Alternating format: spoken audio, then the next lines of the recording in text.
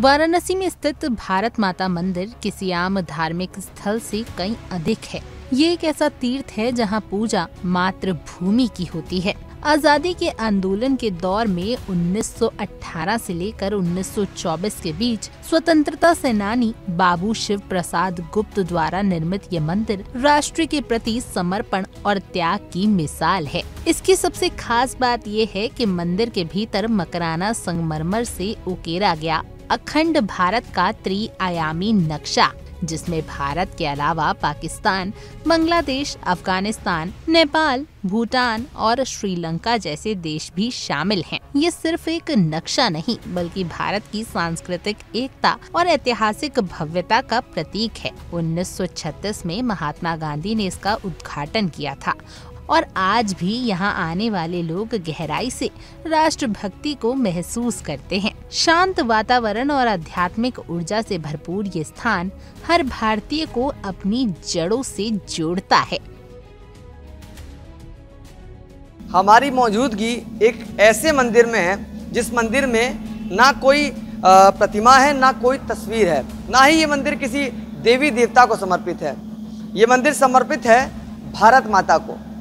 ये एक अद्भुत मंदिर है जो कि वाराणसी में स्थित है, जिसका उद्घाटन सन 1936 में राष्ट्रपिता महात्मा गांधी ने किया था। आप देख सकते हैं ये मंदिर जिसे भारत माता का मंदिर कहा जाता है। और आप ये देख सकते हैं इस मंदिर में कोई भगवान की प्रतिमा नहीं है बल्कि अखंड भारत का नक्शा बना हुआ है जो कि मकराना पत्थर से बनाया गया है। इसी पत्थर का इस्तेमाल ताजमहल बनाने में भी किया गया था। हमारे साथ इस मंदिर के मैनेजमेंट के लोग हैं, हम उनसे बात करेंगे और जानेंगे इस मंदिर के बारे में कि क्या विशेषताएं हैं इस मंदिर की और कब इसको बनाया गया, किन परिस्थितियों में इसे बनाया गया। जितना परिचय बताइए। राजू सिंह, भारत माता मंदिर का देखभाल करते हैं। तो हम लोग जैसा कि किसी भी मंदिर में जाते हैं, हम लोग देखते हैं कहीं ना कहीं किसी न किसी देवी देवता का हमको मूर्ति देखने को मिलता है, लेकिन काशी में इकलौता ऐसा मंदिर है जहाँ पे अपने अखंड भारत का मानचित्र बना हुआ है। इस मंदिर का निर्माण जो है हमारे बीच में जो है ऊपर में तस्वीर लगी हुई है, बीच वाली तस्वीर, ये बाबू श्री शिव प्रसाद गुप्त जी हैं। स्वतंत्रता सेनानी थे, आज़ादी में इनका बहुत बड़ा योगदान रहा है। ये जो है 1913 में कांग्रेस के कोषाध्यक्ष थे। उस समय कांग्रेस का अधिवेशन कराची में चल रहा था, तो ये कराची गए हुए थे। कराची से लौटते समय मुंबई से पुणे गए थे।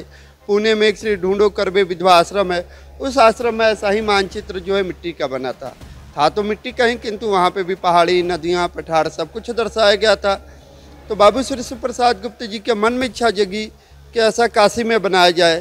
तो वहाँ से लौटने के कुछ दिनों बाद इनको लंदन जाना हुआ। लंदन गए तो एक म्यूजियम में देखा कि बहुत से छोटे बड़े पत्थर कटे हुए रखे हुए थे।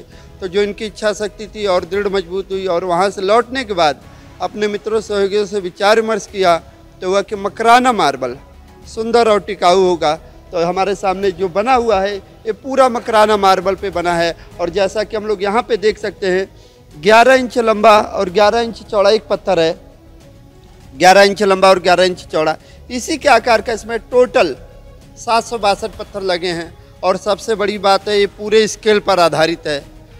1 इंच में 2000 फुट के हिसाब से समुद्र तल की गहराई है, उसी हिसाब से माउंट एवरेस्ट की ऊंचाई है। जैसा कि हम लोग यहाँ पे देख सकते हैं 1000, 5000, 10000, 12000, ये समुद्र तल की गहराई को दर्शाया गया है। उसी हिसाब से जब हम यहाँ पे देखते हैं तो 500, 1000, 2000, तो ये सामने जो है माउंट एवरेस्ट है, उसकी ऊंचाई को दर्शाया गया है। और 1 इंच में 6.4 मील लंबाई, लगभग 10.5 किलोमीटर लंबाई, 450 माउंटेन की चोटियाँ और 2 बड़ी नदियाँ, 800 छोटी नदियाँ यहाँ पे दर्शाई गई हैं। 2 बड़ी नदी में पहली ब्रह्मपुत्रा, दूसरी गंगा नदी, और 800 छोटी नदियों को यहाँ पे दर्शाया गया है। और ये जो मानचित्र बना है ये 1917 के भूमापन विभाग के मानचित्र के आधार पे बना है। इसलिए इसमें अफगानिस्तान, बलूचिस्तान, तिब्बत, बर्मा, बांग्लादेश जो अपना अखंड भारत था हम यहाँ पे देख सकते हैं। और इस मंदिर का निर्माण जो है 1918 में शुरू हुआ था, 1924 में बनकर तैयार हो गया था।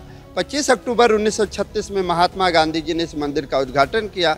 और जब इस मंदिर का उद्घाटन हुआ था उस समय देश के अन्य हिस्सों से लगभग 30,000 की जनसंख्या यहाँ पे आई हुई थी, जिसमें सरदार वल्लभ भाई पटेल, अब्दुल गफ्फार खां, डॉक्टर भगवान दास जी, राजेंद्र प्रसाद जी, इंदिरा गांधी, पंडित जवाहरलाल नेहरू, ये सभी लोग आए हुए थे। और इस मूर्ति को बनाने में 30 लोग लगे थे, इस बिल्डिंग को बनाने के लिए 25 लोग। इसके जो इंजीनियर थे बाबू दुर्गा प्रसाद खत्री जी। और सबसे बड़ी बात है, जब ये मंदिर बन रहा था, इस मंदिर का निर्माण हो रहा था, उस समय हमारा देश आज़ाद नहीं था, अंग्रेजी शासन था। और आज का हमारा जो वर्तमान भारत है वो आधा हो चुका है। उस समय इतना बड़ा विशाल भारत था और अंग्रेज बनने नहीं देते थे, कोई सैटेलाइट कोई गूगल नहीं था। और चोरी छुपे जो 30 लोग लगे थे भी नहीं था कि एक जगह इकट्ठा होकर बना रहे हो। चोरी छुपे 4 लोग या 5 लोग यहाँ अलग अलग स्थानों पर इसकी कटिंग होती थी, उसके बाद लाके इसको ये जोड़ा गया। तो ये कहा जा सकता है कि आज से 100 साल पहले जो हमारा अखंड भारत का मानचित्र था, हमें 3D मैप में देख सकते हैं। और ये हम लोगों के लिए भी गर्व की बात है कि आज से 100 साल पहले जो अपना अखंड भारत था हम यहाँ पे देख सकते हैं।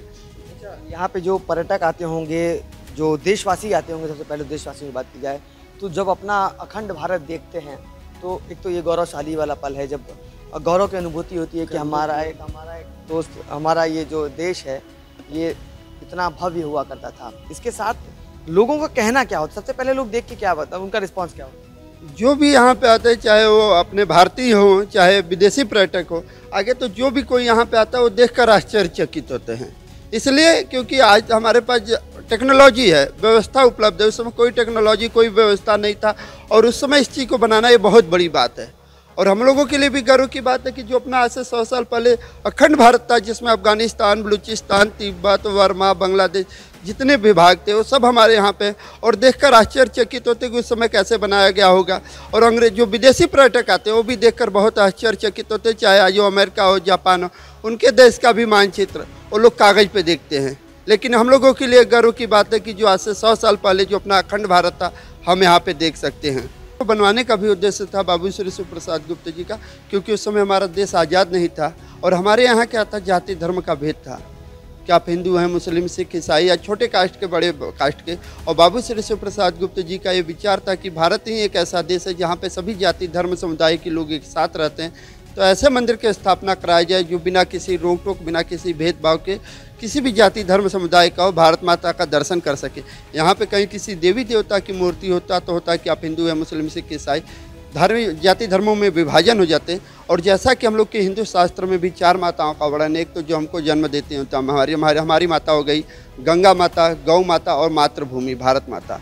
इसलिए इस मंदिर का निर्माण कराया ताकि वो जब तक सभी जाति धर्म समुदाय के लोग एक मंच पर एकत्रित नहीं होंगे तब तक देश को आज़ाद नहीं कराया जा सकता। इसलिए इस मंदिर की स्थापना कराया ताकि सभी जाति धर्म समुदाय के लोग एक मंच पर एकत्रित हों और देश को आज़ाद करें और अपने अखंड भारत को प्रेम जागृत हो सके। आइए अब हम लोग इधर देखते हैं, भी स्थल पे जाते हैं, हम लोग देखते हैं जो कारीगर होते हैं उनका नाम हमको कहीं देखने को नहीं मिलता है।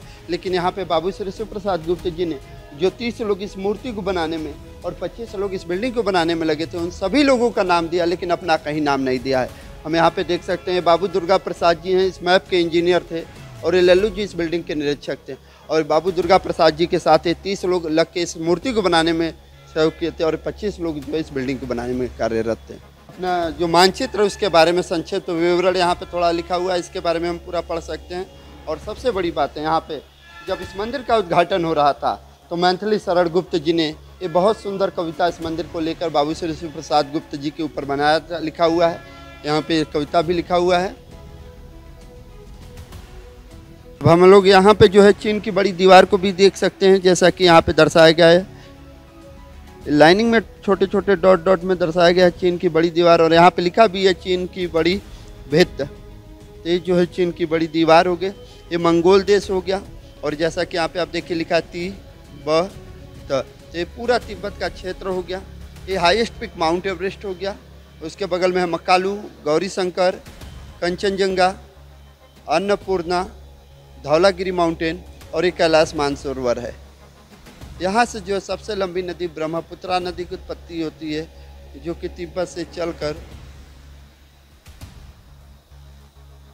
नामचा बारवा माउंटेन होते हुए अरुणाचल प्रदेश, आसाम होते हुए, गुवाहाटी होते हुए, ये बंगाल होते हुए बंगाल की खाड़ी में सिंधु नदी की भी उत्पत्ति होती है, जो कि तिब्बत से होते हुए लेह लद्दाख होते हुए, ये नंगा पर्वत गिलगिट होते हुए पाकिस्तान से एक जाके अरब सागर में गिरती है। यहाँ पे जो है कराची हो गया, और ये जो है पंजाब हो गया। पंजाब जो है 5 नदियों का शहर है, इसीलिए उसको पंजाब कहते हैं।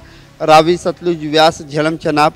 और ये अमृतसर, लाहौर, ये बंदर पुछ पर्वत से जो है यमुना नदी की उत्पत्ति होती है, जो कि दिल्ली, वृंदावन, मथुरा, आगरा, अकबरपुर, और ये जो है गंगा यमुना का संगम प्रयागराज इलाहाबाद हो गया। और ये गंगोत्री है। गंगोत्री से सबसे पहले भागीरथ नदी की उत्पत्ति होती है। जब नीचे देवप्रयाग के पास पहुंचेंगे तो वहाँ अलकनंदा और भागीरथ दो नदियों का संगम होगा। वहाँ से गंगा में प्रवाहित होती हैं, जो कि ऋषिकेश, हरिद्वार होते हुए बिजनौर होते हुए ये कानपुर, और ये गंगा यमुना का संगम हो गया प्रयागराज। और जब गंगा से आगे बढ़ेंगी प्रयागराज से तो मेजा, विंध्याचल, चुनार होते हुए हम लोग आगे काशी, बनारस, और बनारस से जब आगे बढ़ेंगे तो सैदपुर, गाजीपुर, बलिया होते हुए बिहार में पटना, मुंगेर, भागलपुर, मुर्शिदाबाद होते हुए हम लोग आगे कोलकाता, और कोलकाता में जो गंगा हुगली नदी में परिवर्तित हो जाती है, उसके बाद बंगाल की खाड़ी में, और ये जो है सुंदरवन डेल्टा हो गया। और यही गंगा जब बांग्लादेश में जाती हैं तो यहाँ पे इनको पद्मा नदी के नाम पे जाना जाता है। ये जो है राजस्थान हो गया, जयपुर, उदयपुर, जोधपुर, जैसलमेर, और ये अरावली की पहाड़ी हो गई। अच्छा, मैं चाहूँगा प्रदेश के बारे में आप बताएं कि वर्तमान जो हमारे जो प्रदेश मौजूद हैं उसके बारे में भी आप बताते रहिए। हम लोग के सामने जो है, ये सामने पूरा हिमालय पर्वत हो गया। ये हाईएस्ट पिक माउंट एवरेस्ट हो गया, जो कि नेपाल में, देखिए यहाँ पे लिखा है नेपाल, ये नेपाल का हिस्सा हो गया। पोखरा, काठमांडू, भूटान, आसाम, बांग्लादेश, बर्मा, म्यांमार जिसको कहा जाता है। ऊपर में जो है तिब्बत का पठार हो गया, मंगोल देश, मंगोलिया, भारत से सटा हुआ हिस्सा तुर्किस्तान का हो गया, इधर बलूचिस्तान, अफगानिस्तान, काबुल, कंधार, और ये जो है कश्मीर घाटी हो गया, जम्मू। और अभी हम लोग यहाँ पे फूल देख सकते हैं। ये जो है अभी जो है कुछ दिन पहले जो उग्रवादियों द्वारा हमला किया गया था पहलगाम में, वो स्थान हो गया। और ये जो है अभी परसों जो है भूकंप आया था, जो बादल फटने से त्रासदी हुई थी, ये स्थान वहाँ पे हो गया। और अभी हम लोग यहाँ पे काशी में है, बनारस में। तो इसमें जो सबसे बड़ी बात है, इसमें जो है सभी नदी, पर्वत, शहरों के नाम तक दर्शाना है, ये बहुत बड़ी बात है। इधर जो है गुजरात हो गया, महाराष्ट्र, मुंबई, गोवा, कर्नाटका, बेंगलुरु, नीलगिरी माउंटेन, कोचीन, केरला, कन्याकुमारी, और ये राम सेतु ब्रिज है, रामेश्वरम, धनुषकोटी, यहाँ पे देख सकते हैं। और ये जो है श्रीलंका हो गया। और श्रीलंका को जो है पहले सिंगल द्वीप, सिंगल भाषा का प्रयोग होता था, सिंगल देश भी कहा जाता था। तमिलनाडु, चेन्नई, पांडिचेरी, आंध्र प्रदेश, उड़ीसा। और ये देख सकते हैं जो है कर्नाटका में ही जो है ब्रह्मगिरी पर्वत है, यहाँ से जो है कावेरी नदी की उत्पत्ति होती है, जो कि कर्नाटका से चल कर तमिलनाडु होते हुए बंगाल की खाड़ी में जाती हैं। अब हम लोग उधर चलेंगे, उधर से हम लोग देखते हैं। तो ये आप जो नक्शा देख रहे हैं वो सिर्फ नक्शा नहीं है, ये भावनाएं बनाई गई थी। इसको बनाने का जो मेन उद्देश्य था, मुख्य उद्देश्य इसका ये था कि जो लोग हैं, भारतीय हैं, उनके हृदय में देशभक्ति को जगाना, देशभक्ति की भावनाओं को उत्पन्न करना और राष्ट्र हित के लिए खड़े होने, एकजुट खड़े होने के लिए इसको बनाया गया था, ताकि लोग प्रेरणा लें इस चीज़ से और अपने देश के हित में खड़े रहें, देशभक्ति में खड़े रहें। बात की जाए इस मंदिर के आसपास के वातावरण की, तो एकदम शांत माहौल है। जब आप मंदिर में प्रवेश करते हैं तो अपने आप, जब आप अपने अखंड भारत को देखते हैं तो गौरवशाली वो पल होता है और आपके मन में भी देशभक्ति की भावना तुरंत जाग जाती है। दूर दराज से यहाँ पे छात्रों को ले आया जाता है स्कूल ट्रिप के नाम पर, और उन्हें अपने अखंड भारत के बारे में बताया जाता है कि जो हमारी विरासत है, आप उसे अपने आँखों से देखें और उस पल को महसूस करें कि हमारा भारत क्या था। इस मंदिर में जब आप नीचे जाएंगे अंडरग्राउंड की तरफ, तो एक झरोका बनाया गया है, जिससे आप समुद्र से लेके सबसे ऊंचा पर्वत जो माउंट एवरेस्ट कहा जाता है, वहाँ तक आप लगातार एकदम सीधे स्पष्ट देख सकेंगे और अंदाज़ा लगा सकेंगे हमारा जो नक्शा है, हमारा जो अखंड भारत है उसके बारे में। तो ये तमाम आप मंदिर का, मैं चाहूँगा और दृश्य भी देखें। ये मंदिर का दृश्य है, चारों तरफ से आप देख सकते हैं, एकदम सादा मंदिर बनाया गया था। इसको बहुत पुराने 1936 में इसे बना करके इसका उद्घाटन राष्ट्रपिता महात्मा गांधी द्वारा किया गया था। और यहाँ पे दूर दराज से जो टूरिस्ट पर्यटक हैं वो भी पहुँचते हैं यहाँ पे, और अखंड भारत का ये नक्शा देखते हैं, भारत माता के प्रति उनका भी जो प्यार है, उनकी भावनाएं हैं, वो देखने को मिलती है। तो तमाम लोग यहाँ पहुँचते हैं, भारत माता को जो अखंड भारत का नक्शा है वो देखते हैं और भारत का इतिहास, भारत की विरासत को देखते हैं, पहचानते हैं और गौरवशाली महसूस करते हैं। तो ये मंदिर जो है वो वाराणसी में स्थित है। वाराणसी में इसे बनाया गया था। सन 1936 में उसका उद्घाटन महात्मा गांधी द्वारा किया गया था और यहाँ पे दूर दराज से लोग आते हैं और अपना जो अनोखा जो धरोहर है, विरासत है, उसको देखते हैं। वाराणसी से इंडिया डेली के लिए नित्यानंद मिश्रा।